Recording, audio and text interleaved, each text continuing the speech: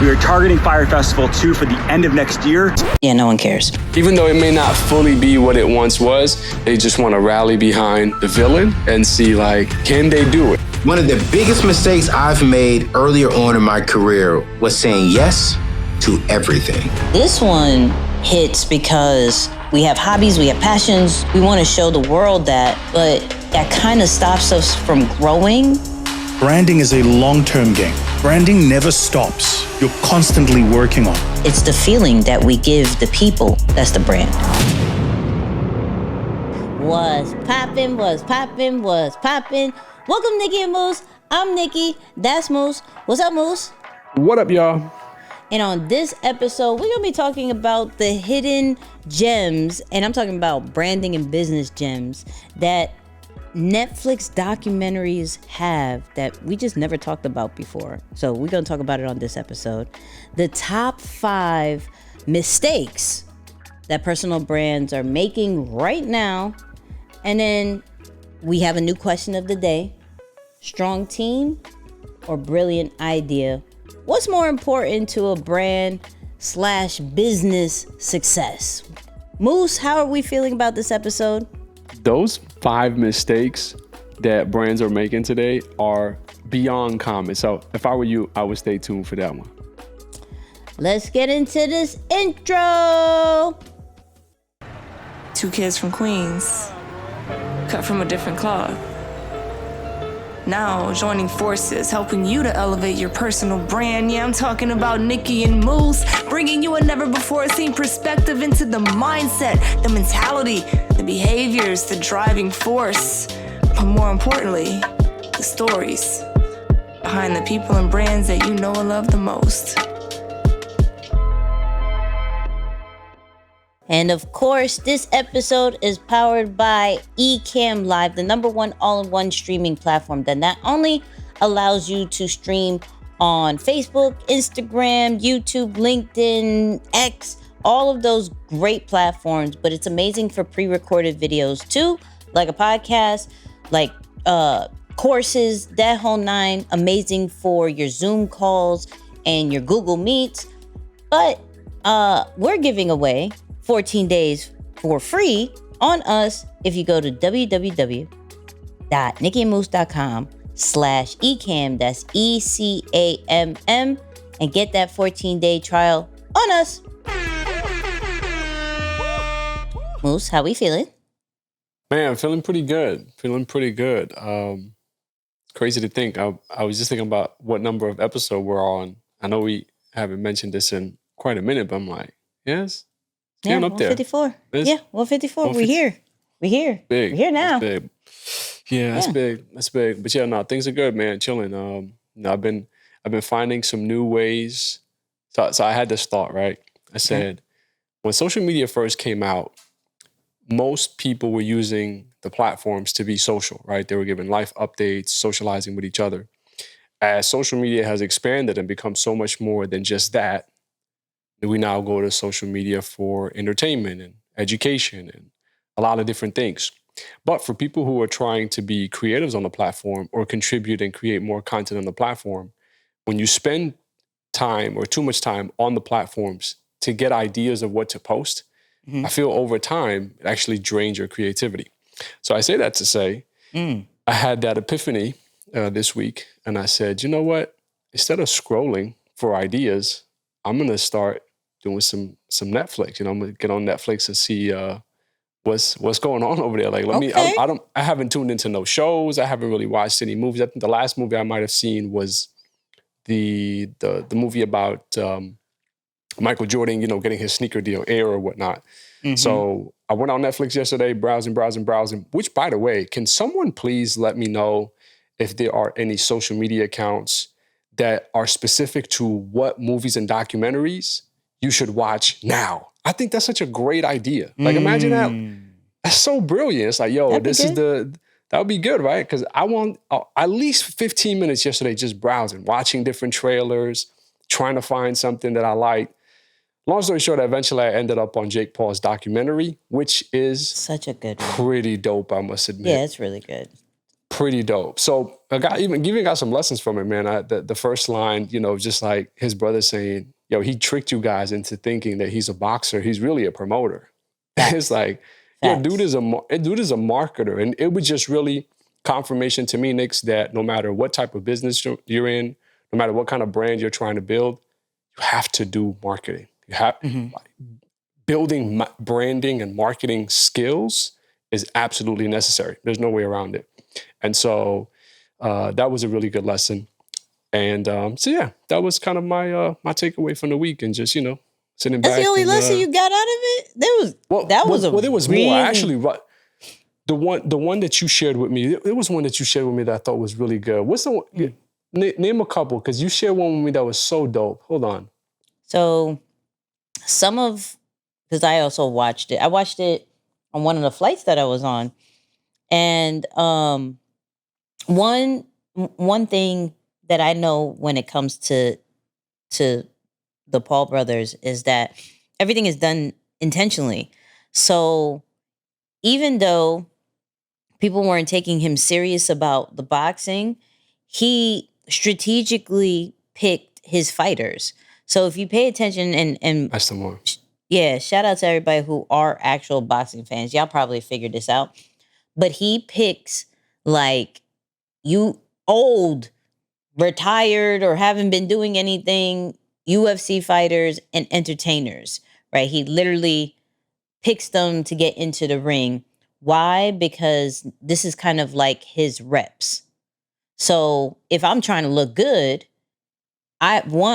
he markets himself as the villain. People weren't going to take him serious. So he still has to kind of make himself still look good, but there is a little bit of doubt, right? Meaning, if you're picking an actual person who used to fight, then there's a little bit of doubt that you should lose. Like, this person may win. They haven't necessarily. Now, the Nate Robinson one, that was a joke. But the actual, like, the UFC fighters, those are ones that people were kind of expecting Jake to lose, but he actually won. The only one that he lost was when he actually fought a boxer. He fought Tyson Fury's son, I believe. So yeah, it's the setup of, if I want to, and this goes with marketing, where if I want to look like I'm running this game now, then what I need to do is actually position myself to do that. I may really be not the greatest, but at the moment, I'm going to pick this person or use this influencer or do that to make sure at least I'm getting your attention. Not necessarily I'm the best, but I'm getting your attention, and he's done that. Yeah, I'm so glad you brought that up, because that was the one that I took away from when you shared, your notes with me. I said, yo, the fact that he intentionally positioned himself to be the villain. That's some serious stuff, man. Like, I don't think people really realize that, everyone wants to be liked and loved and appreciated for what they do. It takes a serious amount of courage to say, yeah, but that's not what really grabs attention. That's not marketable. Let's be the villain instead. It's like, let's be the Joker instead of being Batman.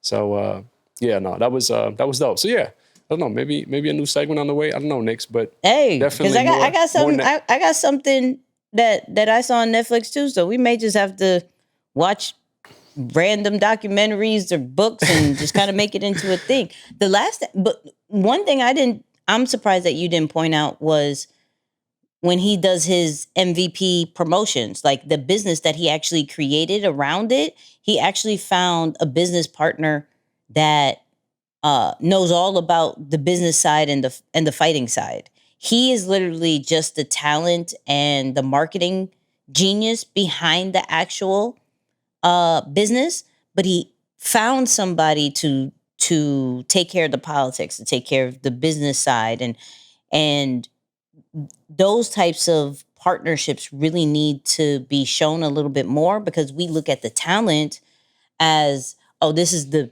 business genius, but really 9 out of 10 times the front runner, especially if they're a personal brand, they're the marketing genius behind the brand.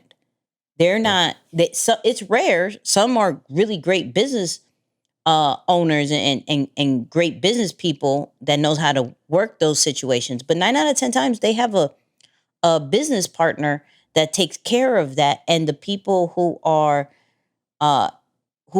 shown as upfront, they're the marketing side.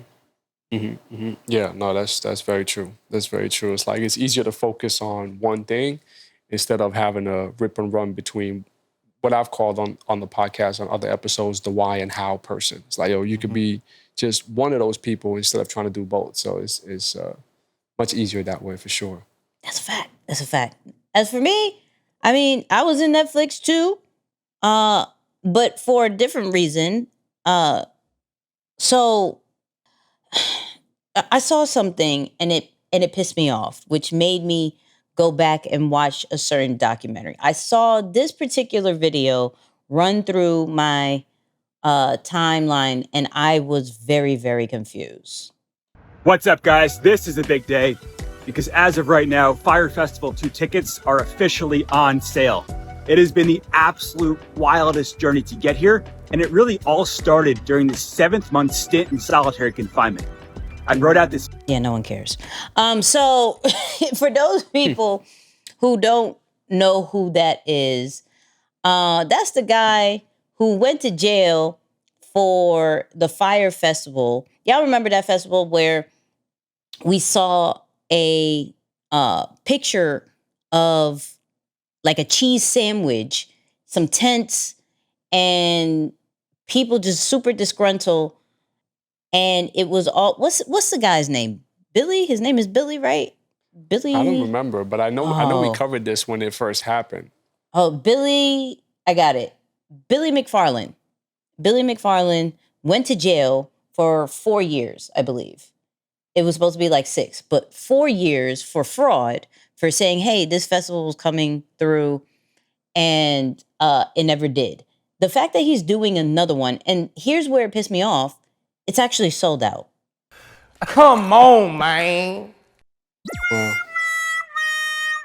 It's actually sold out. So I went into Netflix like, all right, let me watch the documentary, the greatest party that never happened. The reason why I watched it was because there was really, really, really good like marketing and branding lessons from it that I don't know if people really picked up. And so I had to go back and write them down because I'm like, I'm curious if he is just going to run it back again the same way because it worked the first time.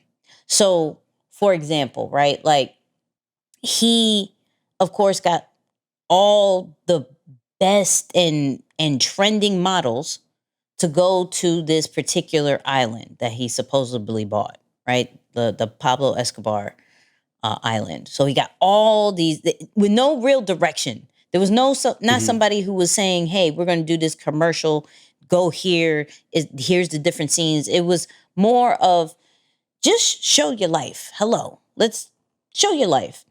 And they did that strategically because they knew when the models were going to post their pictures and their videos, they were going to hashtag Fire Festival. And now everybody's like, wait, hold on, what is this? So the power of influencers is still real situation, even back then, because one, he did that. Two, when he announced it, he coordinated everybody to post at 5 p.m. 5 p.m., there was this post of like this orange tile, right? And it was like, coming soon, go to firefestival.com or something to that effect. But he was getting all these top influencers. He had Kendall Jenner wired her $250,000 to post about the festival, right? So the looking at that from like a launch strategy of everybody's involved, who, like, what time are we doing that? What are we posting? And are we actually investing in maybe some other influencers that have a higher reach and make them like seem as if they're interested as well, right? So that was one thing. Now, what I found very funny was the same thing that got Fire Festival sold out, which was social media, which were posts, was the same reason why they canceled it and it became a whole disaster. So for those people who don't know the story, they did this in the Bahamas. They were supposed to do it at another island. They messed up because they weren't supposed to say Pablo Escobar island, and they did in the very first second. So they couldn't use that island no more. They found the section in the Bahamas, and it was not ready by the time all these people came to the festival. So, granted, everybody's documenting things, and even though the influencers who had millions and millions of followers that made it sold out and brought so much attention to Fire Festival, a person who had 400 followers posted a picture about some cheese sandwiches, and it went beyond viral and made them cancel the actual festival and get all this different backlash because it was, it was documented how bad it was. So people were showing videos of the tents and the horrible conditions. They were left with no food and all this crazy stuff. But it was just one post of that sandwich that ruined everything.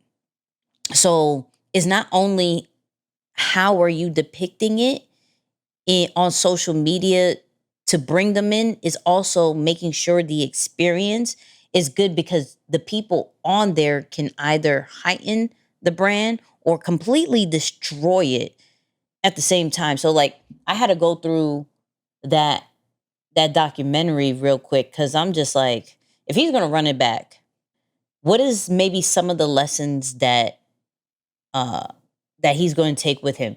One smart thing that I think you enjoy, not enjoy, but you may give him props, because he was running out of money. I don't know how he got all this money, right? But he kept running out of money. So one of the things that he did was those what was it? The contactless wallets, like those wrist things that like you hit it towards the what is it? The payment situation, and it takes your money, right? So they had these bracelets, and they said, "Hey, put money into it." People are putting 5,000, 10,000, like in the email. Sign up for your wallet, and before they're even there, right? Sign up for your wallet. People are already contributing $3,000 to $5,000 in their wallet right now. So that's how he was getting some of the money as well. Was people to get like already? an upfront payment. Yes. Smart.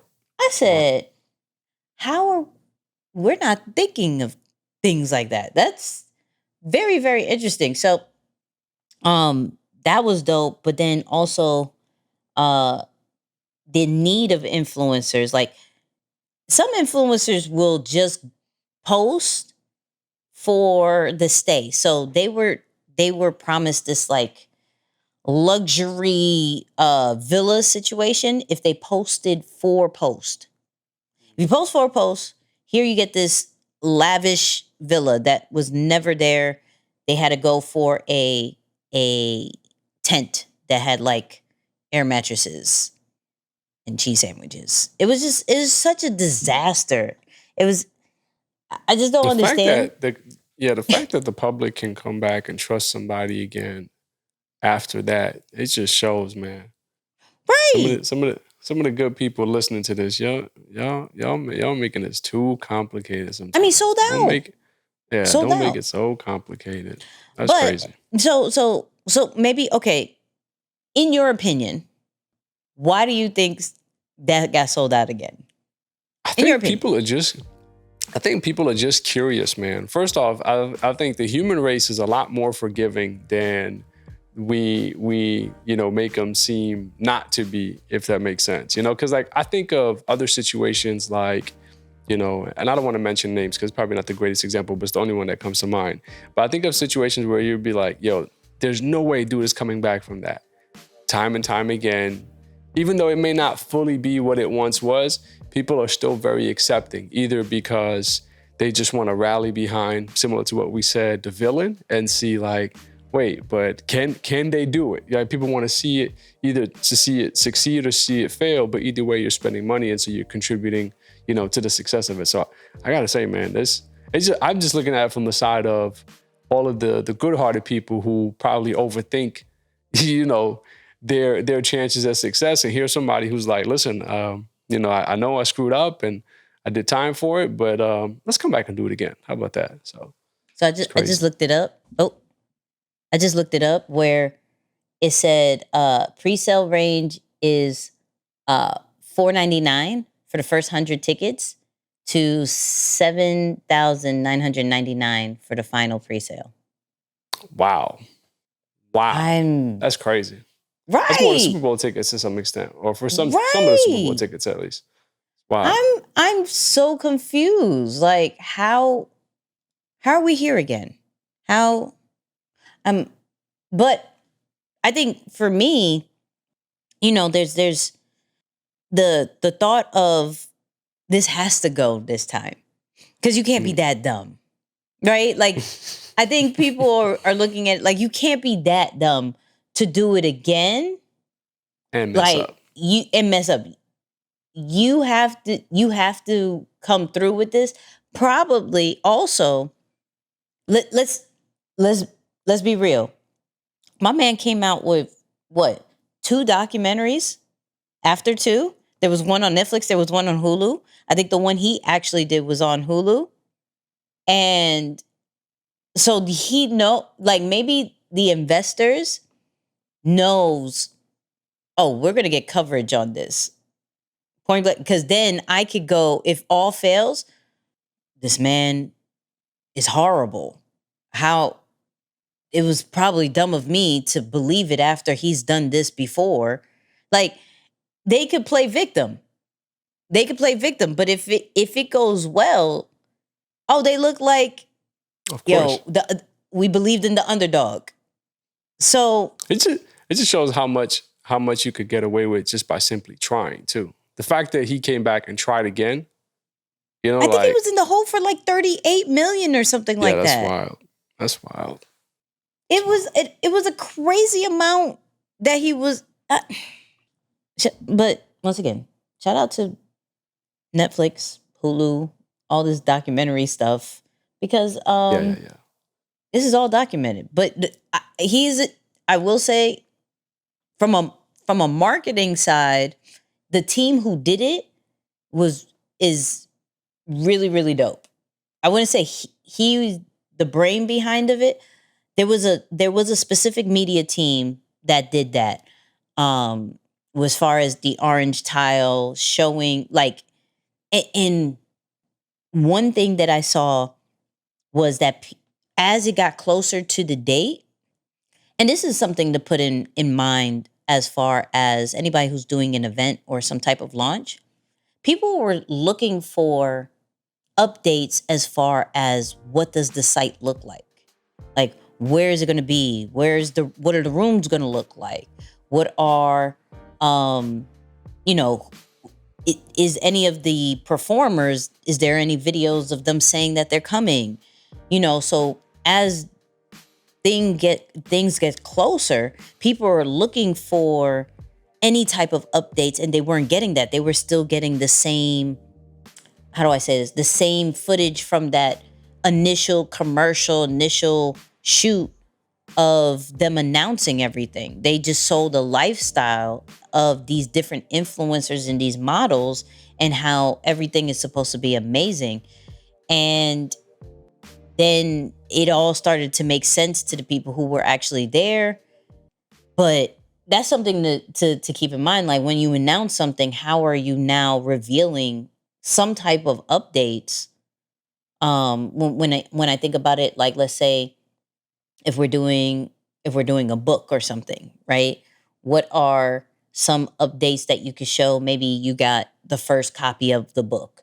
Maybe you are, if we're talking, which we'll get into the creator of the week, maybe you giving out the actual product or, service, showing it in real life, what people are thinking about it. So when it comes to events, the setup, the actual the venue, where is it going to be? What is the thought process? So it's if you have not seen the Fire documentary, I think you should, just for the simple fact of those branding and marketing tactics, because it's sold out. So we can't negate that something that was an idea that did not complete actually sold out because they sold the lifestyle. So some not to really pass through. That's why I was like, oh, let me go watch this, because this man's about to do it again and I'm so confused. Yeah, it's crazy. Reminds me of the guy from WeWork. There's a really good documentary about him too, or just about the WeWork brand in general. But what happened with them. So that's another good story. Cover that next week or so.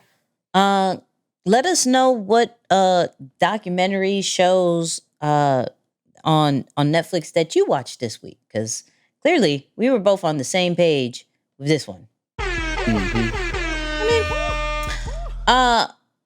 Now let's talk about the creator of the week, and this one is a little bit different, just because we don't normally go with like high celebrities as creator of the week. However, this week is Fat Joe because of the hustle that he has with his sneakers. Okay, I ain't seen a celebrity or influencer go from like door to door, celebrity to celebrity, influencer to influencer, like Fat Joe is doing right now. So for those people who don't know, Fat Joe is releasing a Terror Squad Air Force One collab that looks pretty fire, right?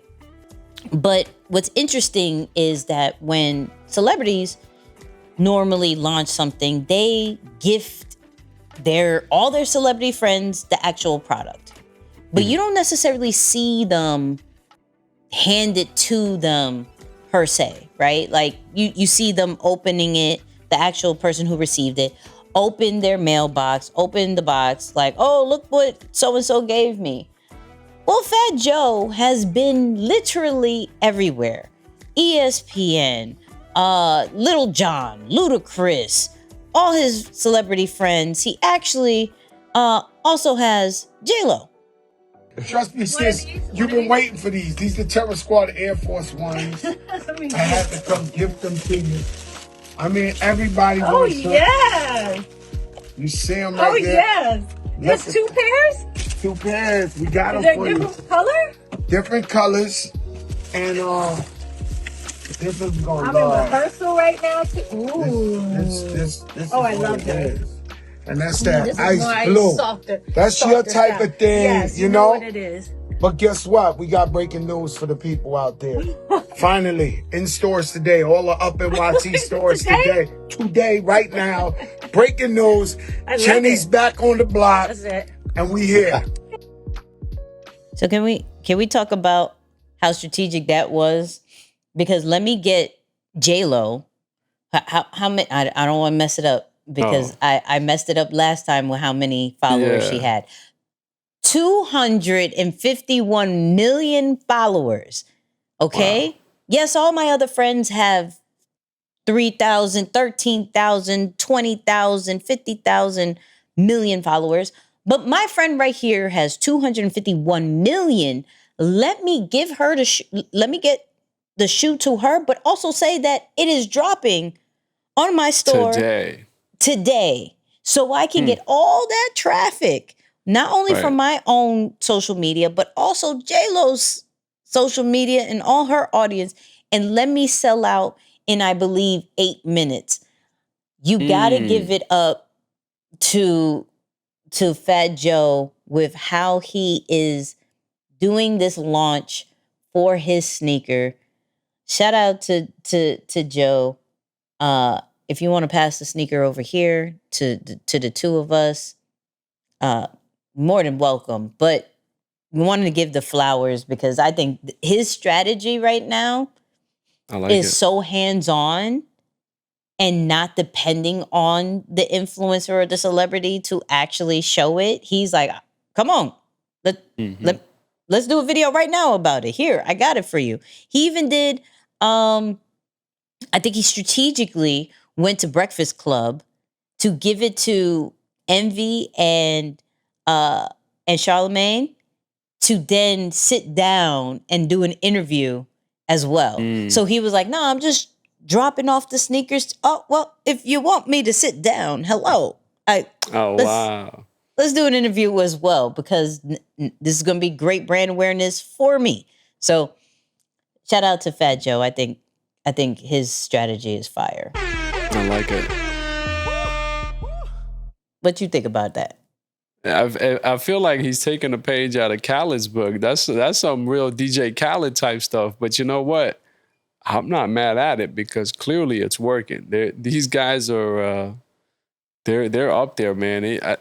I think there's some rumors that Khaled's probably chasing $1 billion too now with just everything he has going on. So it's gotta be close. I wouldn't be surprised. Yeah, he's gotta be close.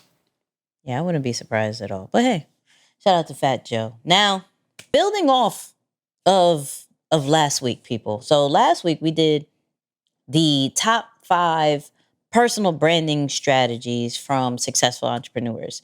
This time we are doing top 5 mistakes that you should avoid as personal brand. So strategy last week, mistakes this week, and we have some really good ones that super interested to talk about. First one is going to be from our own episode with Anthony O'Neill when we asked him what is one of the major brand mistakes that people make, and this was his answer. One of the earliest mistakes that I made was not sitting down and writing down the vision for where I wanted to go with the brand. I just went out there and just did whatever. If you gave me a mic in any room, I just said and did whatever. If you put me in front of someone, I became that person. One of the biggest mistakes I've made earlier on in my career was saying yes to everything. When I should have said no to 90% of the things I said yes to. One of the problems that I see with people today is they don't spend time to write their vision. In the book of Proverbs says, where there is no vision, that's where people perish. And so it's like the reason why I didn't grow as fast, mature as fast, build wealth as fast is because I didn't have a clear vision. Man, one of those super critical points that often go unappreciated, but when you think about why certain people run into areas where there's a shortage of money, it really is because one of those reasons, or for that reason, I should say. I actually was just talking to a member in our community, and I loved it because he went through a training of ours and immediately just started ripping, running, building all these different things, dropping stuff in the chat, like, hey, give me some feedback. And immediately I already knew. I was like, okay, this guy is moving like a true pilot and he is doing his thing. But I love the ability to actually do things that quickly. But I met with him and I said, you know what's the problem or the mistake that you're making in this process? And it's very similar to what Anthony was saying there is you're not practicing at the top of your license. And that's a term that's often used amongst doctors that when you get into a field, it's easy to become distracted by a lot of the different opportunities that come your way. But what are you compensated for? What are you certified to do? There's a specific set of tasks that you specialize in or that you're certified in that bring you the greatest ROI. And so I think people often get caught up in the little shiny objects when they're not crystal clear on their vision as a result of that. You know what I'm saying? So it's like, I definitely could see that being something that, you know, is relevant here as well. So it's like, man, if you find yourself getting into a new space, and this is where you got to be careful because there's a lot of advice on the internet about just taking action. but action not taken in context is extremely dangerous. And by that, I mean, it's not just about moving, it's about moving at the right time based on the right information that is right for you. And so taking the opportunity to plan and set yourself and just know what's most authentic for what you're about to do, that makes a difference, man, because if you take 3 steps forward, but you got to come back 5 steps to correct all the mistakes that you made, it's like, man, what was the point of that? So, yeah. Yeah, I agree. And understanding the vision really sets the tone for everything else. So, which goes to the second mistake, where when you don't know the vision, you're just going to put out every single thing. So, Alex said this about that. I mean, I would say first and foremost, when I first started making videos, I talked about a lot of different things. Like I talked about what I was excited about that day, what I thought was hot topic, what things that were interesting to me on a personal level. And I'm not saying you can't weave those things in there, because I think that's important to showcase and connect with humans as human beings. You need to connect with people.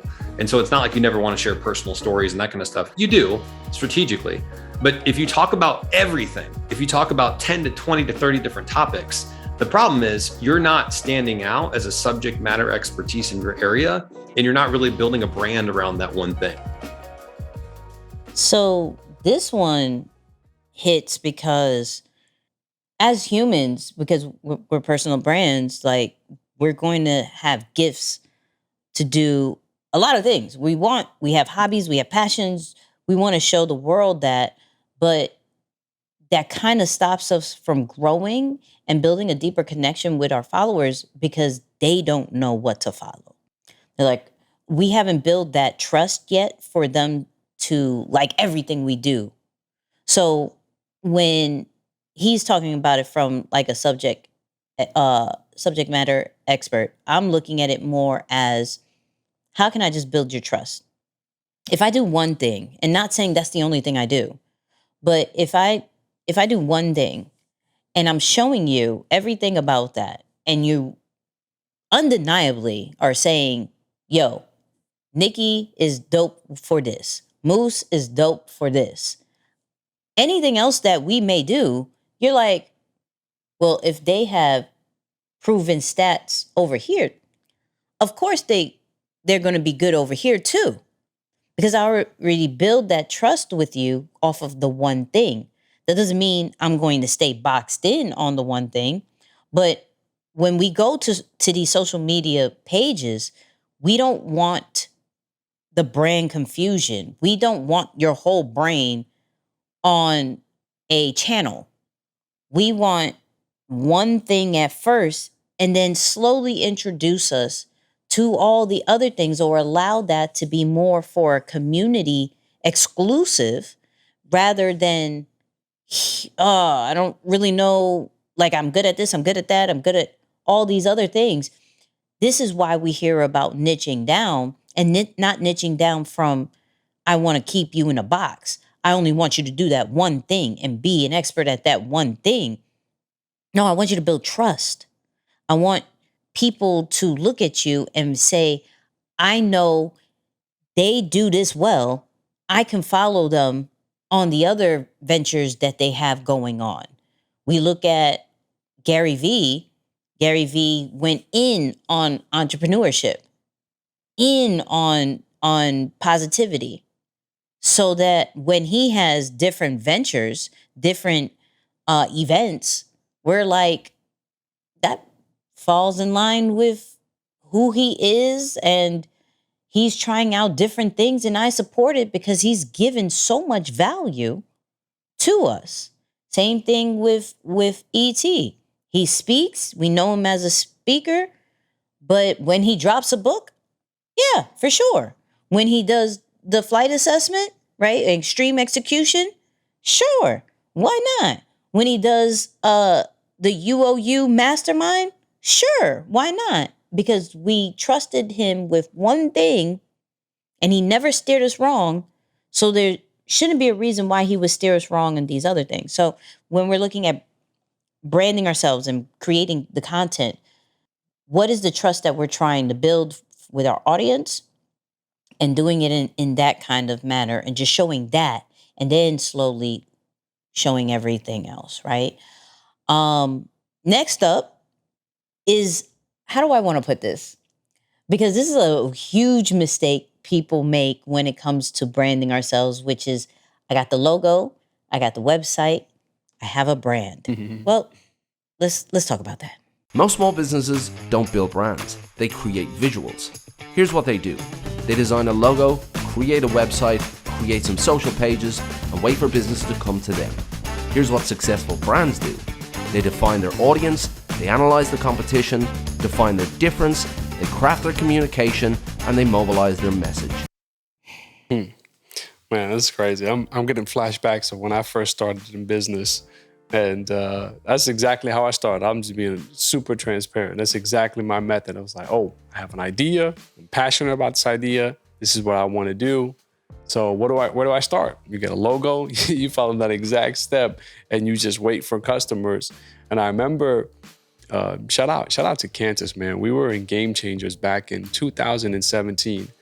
And it was the first pretty much class of speakers that went into training, ET's training program about, becoming a speaker. And one time early in the program too, he said, you're not in the business of speaking, you're in the business of marketing your speaking services. And I was like, man, that's silly. I don't think that makes sense. I'm just gonna focus on speaking. That's the business that I'm in. I'm in the speaker business. I'm not in that business. And I gotta say, that's one thing that's aged very well, because some 7 years later, I'm like, damn, dude was right all along. You really are in the business of marketing your services, not just doing the thing that you're in. Now, again, I think the mistake comes in from you're passionate about something, you're excited to do it, you just want to be able to do that and only that. And then you don't realize that, and shout out to, again, a documentary for that. And Mike Tyson was quoted in that saying, if you don't get butts in the seats, you don't eat. It's like, that's what it's about. That's the name of the game. It's about capturing people's attention, explaining the value to them. And that's where those statistics come into play. So I gotta tell you that today, even what we share with community members around how to take the approach, everything is centered around starting with research around that target demographic, not so much the thing that you want to sell them. Because if your idea is a great idea, but it's not a sellable idea, it's not the greatest idea. It's something you enjoy, right? It's or something you're really good at, but is it sellable?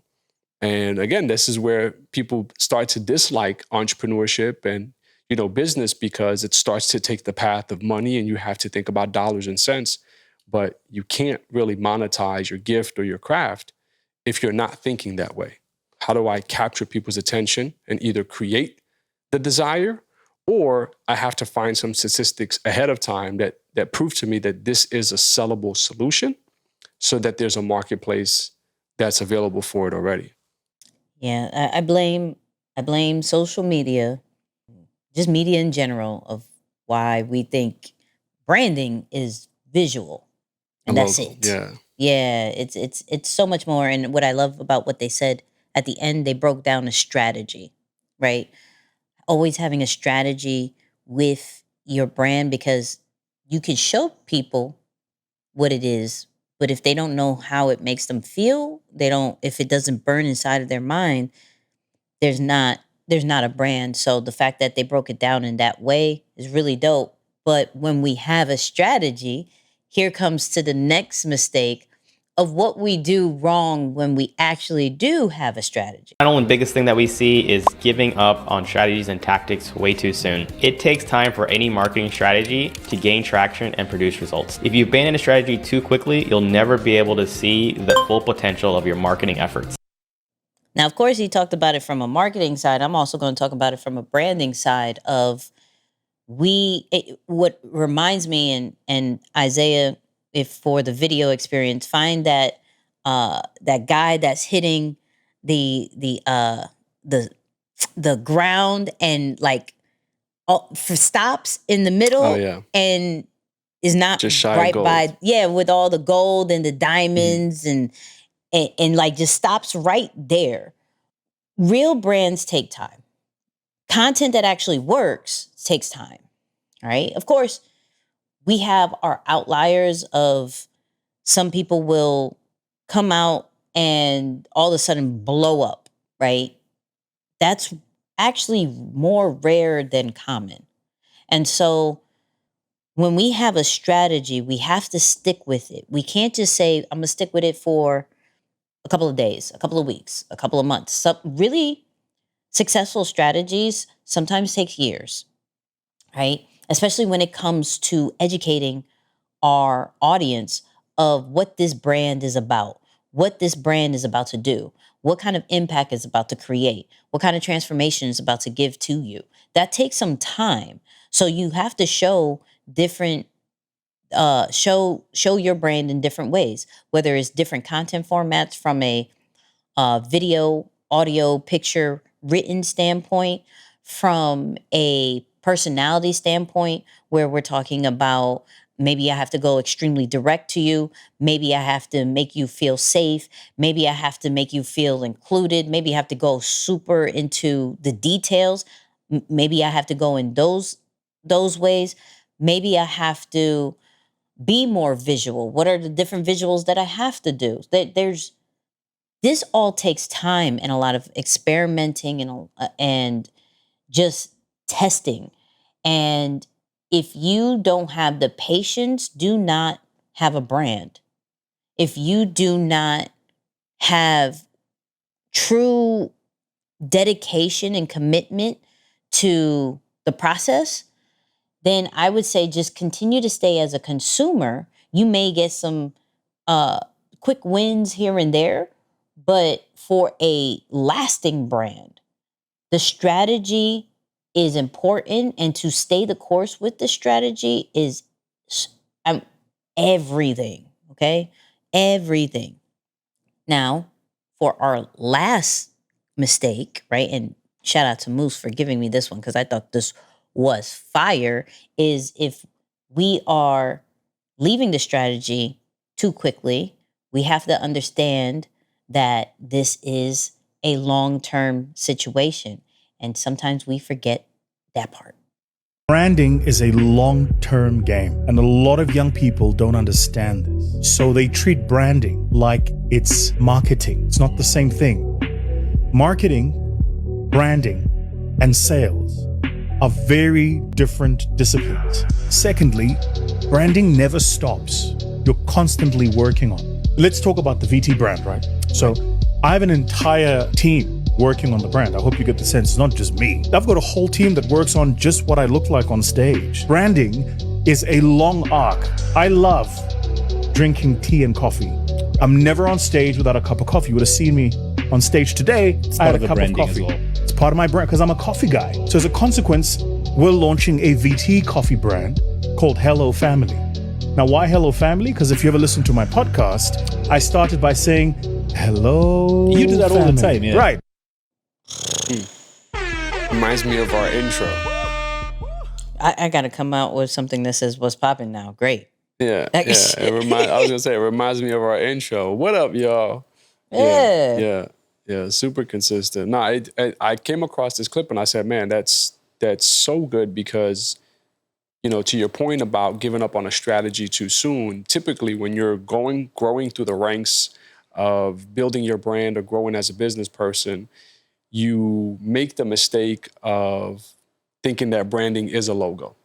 And then you start to figure out that it's not. You get your ways going and then you commit to something and you're saying, okay, I got it. I got my branding and my marketing. It's like, whoa, no. They're actually two different things. So it feels almost discouraging that you have to relearn that lesson of what's the difference between the two.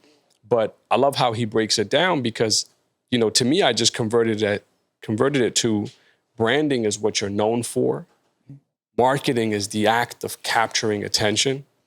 And sales is converting that attention into customers, right? To be able to, like literally, they all feel the same because marketing is usually the closest thing to sales. Branding is not instant thing. It's a long-term effect, but it usually has the greatest ROI because when you have a really, really good brand, you don't have to market as much. And that's the truth. And that's why we see, brands like Apple and Nike still at the top of the top when it comes to really, really good brands because they have built such a rapport with us. They've built such trust with us. They have a relationship with their consumers that when they release a new product, yes, they'll market it, but you have an interest, a desire to pay, to transact with them, the sales portion of it, because of how well they have continued to, build that relationship. And of course, they stay consistent for what they stand for. I should say that too. I think that's what comes to mind when I think about those two. Yeah, it's so important to know the difference between branding and marketing. And I love that you brought it. The way that you broke down branding, marketing, sales is so true. And we get confused because we think the marketing is the brand. Our content is the brand. Our logo is the brand. The website is the brand. Even our messaging is the brand, but it's the feeling that we give the people that's the brand. When they see us, what do they think? That's the brand, right? When they see our colors, do they think of us, right? When they hear a certain tone, a certain phrase, do they think of you? That's how we are. Like, I love how he said it with, hello, family. Like, he got it from the podcast. He made it into a product. Some things, and it could be that simple. What are we saying? What are we doing all the time that then we could flip it into a revenue stream, right? What are you wearing all the time that then can possibly turn into a revenue stream? What are you saying? What are you doing that people connect you like, yo, when are you coming out with this? Cool. That's something that you have to consider because you've branded it so well. You have to come out with something like that. And I think we don't look close enough, maybe because we're too close to it, right. Where some of our brands, because we are the brand, but some of our other brands that we could launch is right on the things that we do on a daily basis that we are not even thinking about or considering. Yeah. I like how he said that and even got me thinking, and even putting an extra importance to the personal brand. He has a whole team that just worries about his brand, right? How he looks, those different parts. Oh, you're saying this? Cool. Let's come out with a whole company. But like the importance of team is so like we mention it all the time, but the team is everything when it comes to your personal brand too. Even though it's a personal brand and that's one person, I do want to stress that a successful personal brand has a team. And let's not, that wasn't the point of that video, but that's something that you also should get out of that one too. So yeah, those are the top 5 mistakes to avoid as a personal brand. Now, we got the question of the day, which I kind of set it up with the team one. I kind of set it up a little bit. It's right there. It's right there. So y'all love the and I'm gonna talk about the winner. I'm gonna talk about the winner from the last question of the day that we had. But you guys like the question of the day so much that we're gonna run it back. Not the same one, but Moose got a really dope question of the day that we gonna answer. Yeah. So this one is strong team or brilliant ideas or idea. Let me say that again. Strong team or brilliant idea. What's more important for brand and business success? So is it having a really, really good idea and then looking for the team and gathering the people to help you build and scale that idea? Or is it better when it comes to business and brand success to first get the team, have the people in place? Maybe you work together to come up with the idea. So yeah, Nix, I'm actually curious your thoughts on this one because you are a brilliant idea person. Mm-hmm. And so it's interesting. I don't know which one you're gonna go with here. I struggle with this one. The reason why I say that is because a team with no idea is just a group of people chilling, right? Wow. Just hanging. An idea with no team is just a dream.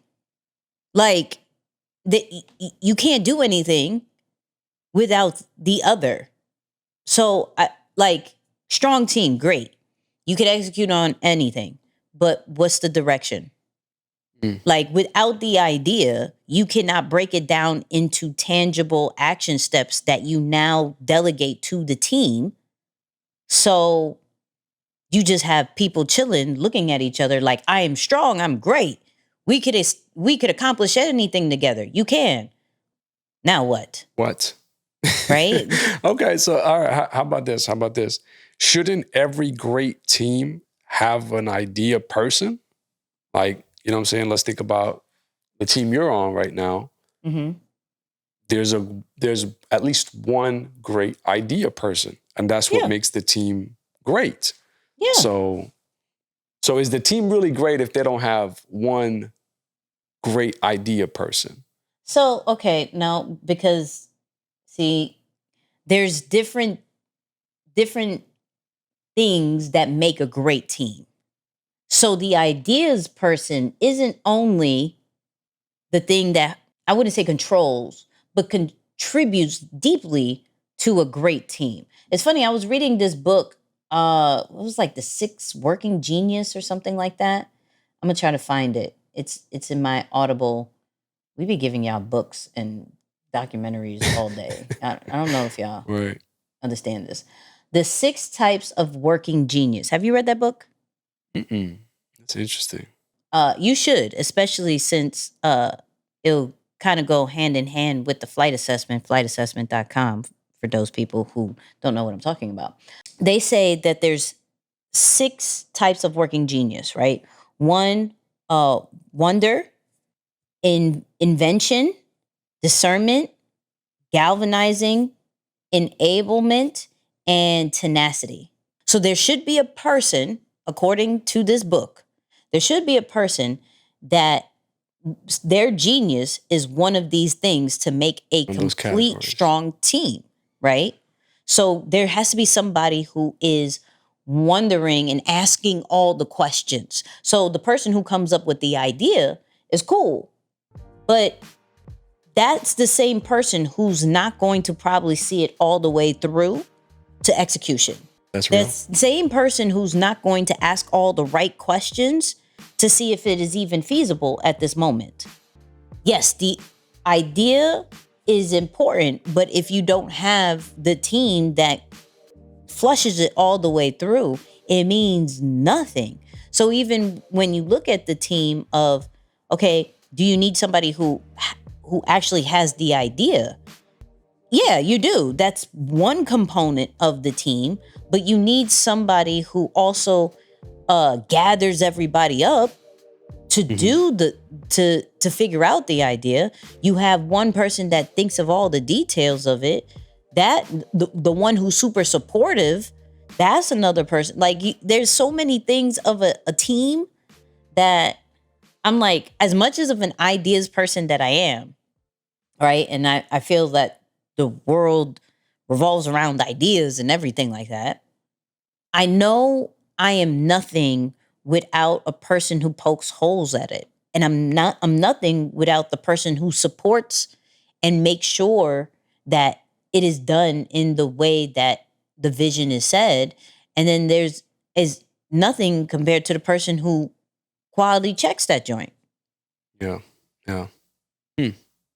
So is that I to was gonna say you thought I was gonna say something else? Yeah, I mean, I didn't think you were gonna.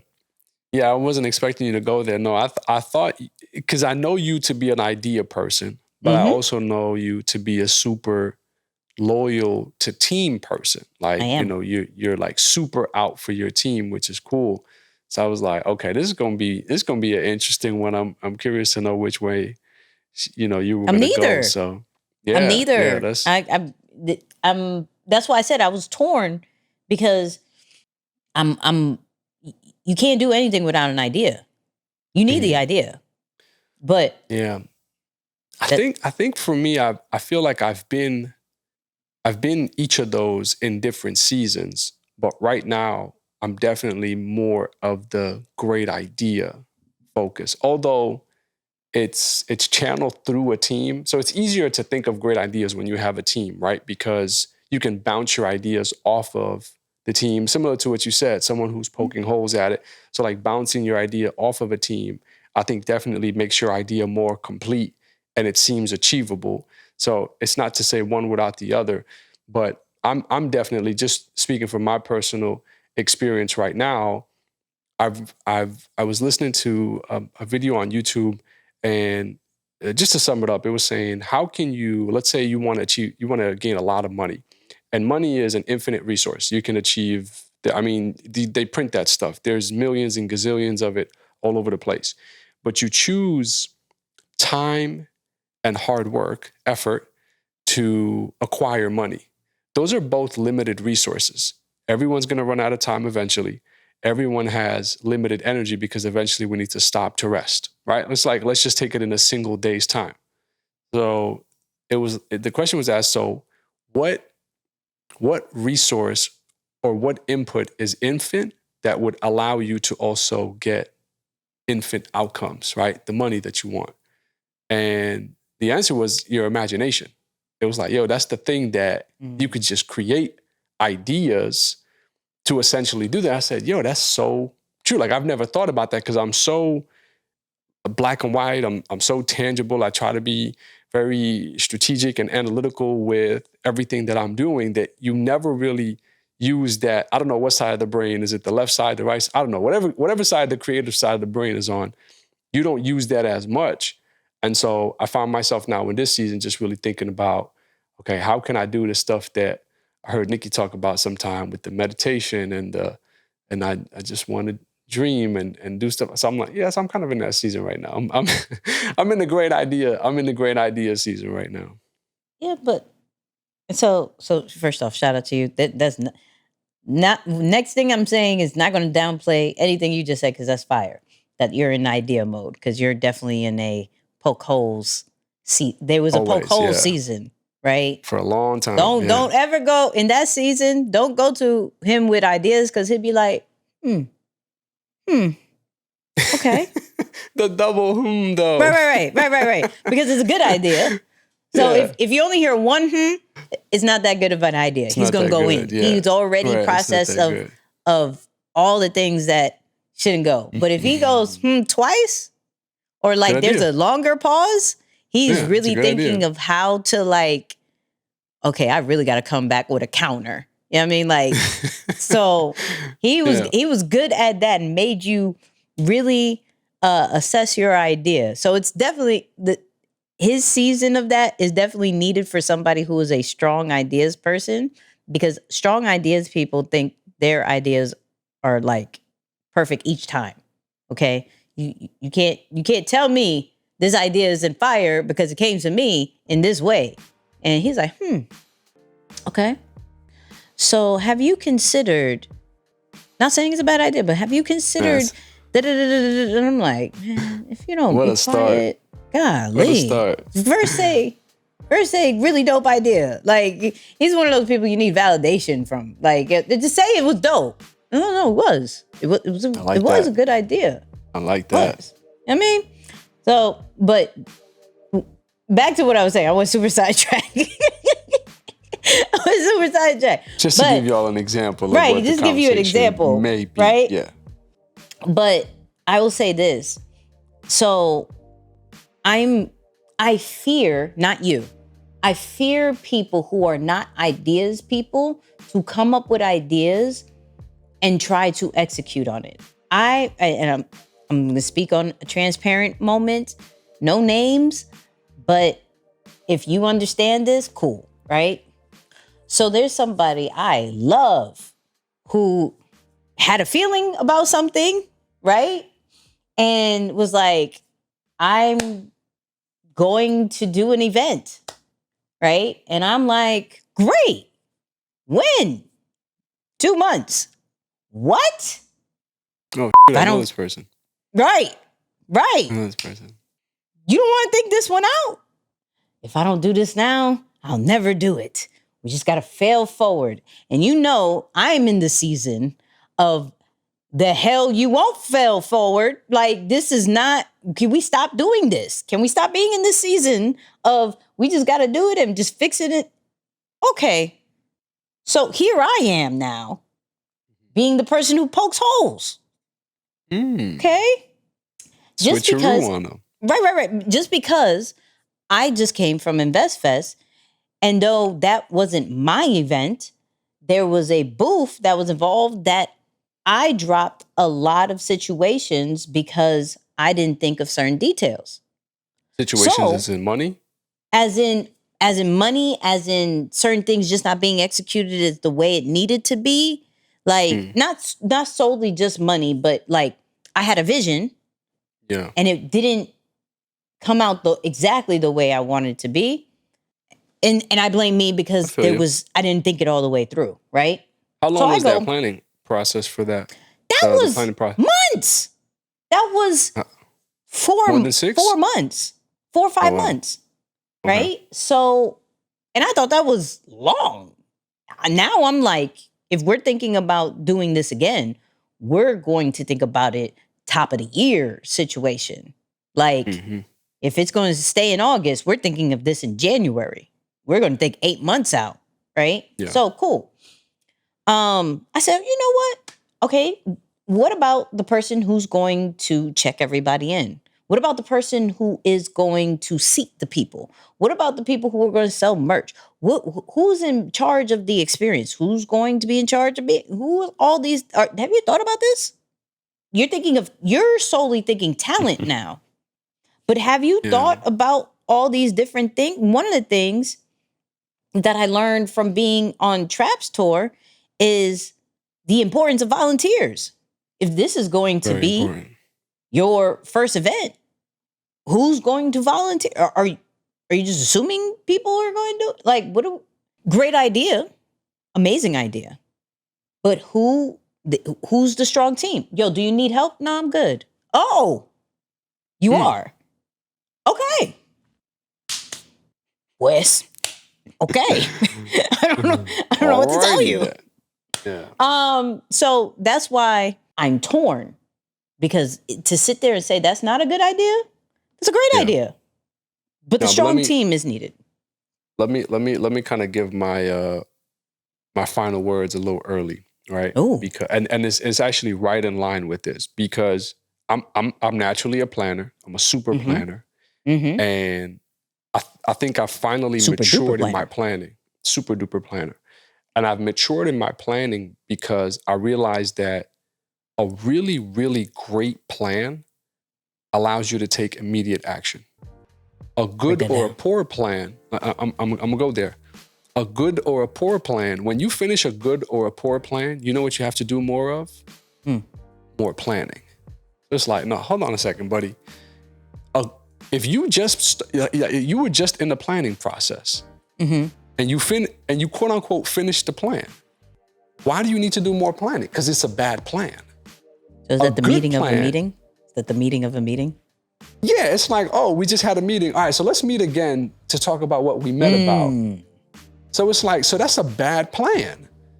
So to me, I realized, so to me, I realized just as I've matured in my planning that a great plan isn't a great plan unless it allows you to be clear on what your immediate action is. So now, just to your point about this idea, you know what's a close second, and sometimes it even comes first before an idea, is timelines. So I have notifications on my phone that ring probably 3-4 months in advance. And just for the business that we're in, it makes sense. It's a reasonable timeline. Start preparing for Black Friday. That's an important season for us, right? The Black Friday, so we have those listed out. I even got so deep into my plan this year where I said, all of the holidays in which we can actually release a product, let's mark those out for all of next year. So next Labor Day, next Black Friday, next Valentine's Day, that's, believe it or not, a holiday that we can release product on. So what I'm trying to say is a really good idea also isn't good if there isn't, I don't want to say realistic, but there aren't reasonable timelines attached to it. That's a part of the plan. That's like idea and, planning coming together to make something very tangible for people. So good. I go to Aaron all the time with my idea, and I go, this is not right now. I'm so traumatized. Let me tell you this. How I move right now is all because of trauma, right? Yeah. This is not right now. Let me know when it is possible within this year or maybe next year. That's how I'm looking at things now. Like, yo, I got this really fire idea. Let me know when this is possible, right? And he'll give me a time frame and I'll raise it a little bit sooner because I know who I'm working with, right? I'm working with a very cautious, this is going to be amazing in 3 years. Praise God. 3 years. Can we do this in a year and a half? Right. You know what I mean? Like, is it possible? If it is not. You're at an auction. Let me raise you. Right. Let me raise you. But because one, I done here's an idea, let's go right now. I've done that personally. And I've always had to go back and either have my team clean it up or me personally clean it up. And two, I've been on a team that has been hurry up and go and has drained the crap out of me. Right? Yeah. So now I'm like, great idea. Who's here to do it? If there is no one, it's a great idea that needs to be canned. Right. And bring it up when you have the right situation. I don't know. That's just me. That's good. We gotta save some of this for the after show because this is dope. Yeah. Let's talk about it. Dope. Yeah. Go get the after show, people. It's a Apple Podcast. It is the All Access Squad. Go get the after show. The after show is fire. And go follow us everywhere. How about that? Follow us everywhere. But like I said, we want to announce the winner of last week, okay? Because one of y'all only paid attention and did exactly what we asked. Wow. Okay? One of y'all. So, Fire Life, and that's FIYAHLIFE, okay?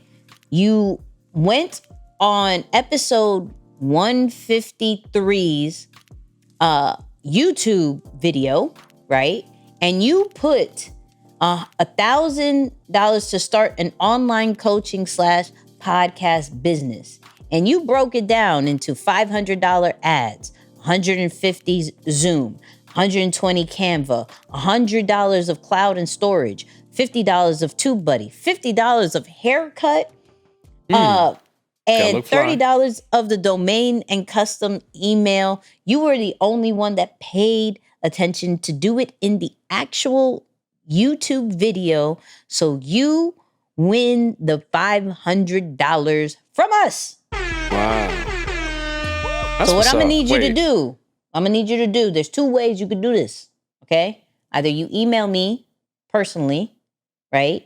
Nicky@deeperthanthebrand.com, and we'll make sure that gets out to you. Or you DM the Instagram, right? Nicky and Moose, DM us over there. Say, hey, I am me, and take a screenshot. And this is what I need you to do. Take a screenshot of your back end of the YouTube channel that you commented, because you could screenshot the actual YouTube channel and you can be fraud. Okay? So I'm gonna need some back end proof that this is your channel. Okay? Receipts. Yeah. Wait, let me see. Hold on. Let me see if you actually have a channel. You have 309 subscribers as I'm speaking. So you have a YouTube studio that only you can access. So I'm gonna need to see that. Let me see the YouTube Nice. studio vibes. But congratulations on that. Follow, like I said, follow us everywhere. And Moose, final words. Wait. Sorry, real quick. So literally, that's the only person who did it at all. The only one that paid that listened to the right directions. There were some people who went into DMs and things like that, but the only person that paid attention and said, "Hey, I'm going to do this," on the comments, like Nicky and Moose said, yeah, one person. All right, here's my final words. Yikes. My second final words. It pays to pay attention, y'all. It pays to pay attention. You feel like literally, it pays to pay attention. You know, if you were listening to this episode or you listened to the last episode, you missed out on $500 just for simply overlooking easy instructions. So there you go. It pays to pay attention. Keep that in your back pocket.